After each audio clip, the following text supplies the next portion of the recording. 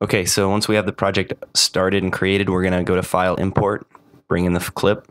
We're going to drag it down to the new item icon, which is the little paper right there. All right, we'll zoom in on the clip. I'm going to scrub it. Basically, you see me walking into the shot. I'm just going to trim it here and right where I start walking into frame, right there. All right, so I'm scrubbing it so I have a 3-second shot that's pretty short here. So we're going to come down, we're going to type crop because we have part of the map box in the shot and we need to get rid of that. So I'm just going to click on crop in the effects bin and then drag the slider over to crop that area out.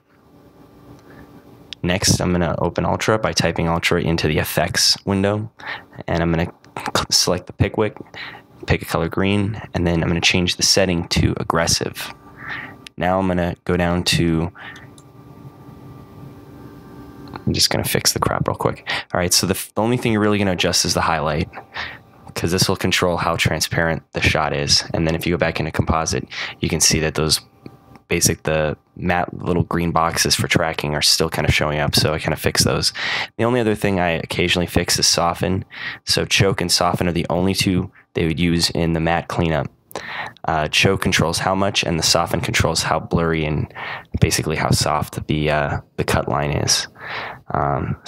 And then to make sure that there's no transparent spots or parts of the shirt or anywhere that are still have transparent, I usually put something really red so I can see, like where if my tie had spill on it, that I could see any possible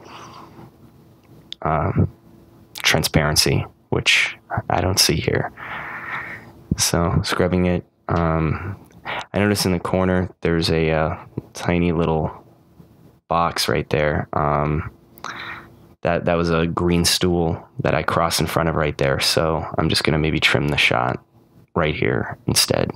So a little shorter now.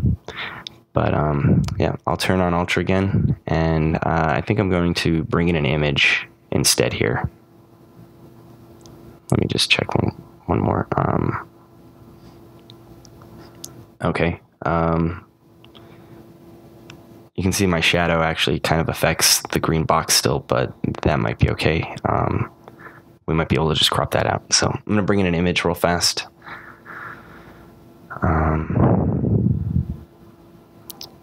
Going to bring in, it's loading pretty slow here. I'm going to bring in these two.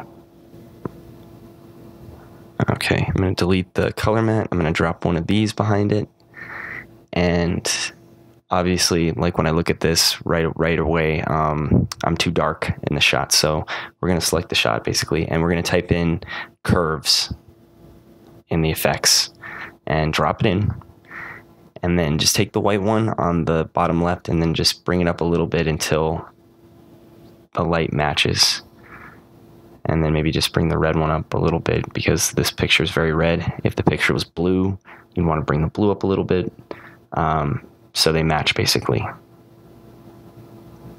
Whichever color is the most predominant in the shot, whether it's like red, green, or blue. Let me just drop this one under. Okay, and yeah, this one matches pretty good. So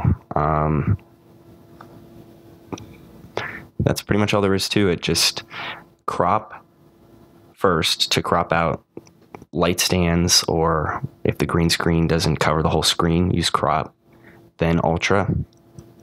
The only 3 settings you're changing are changing it to aggressive, then changing the transparency, and then possibly, if need be, go to matte choke and then choke the lines. But that is if it's not really lit well.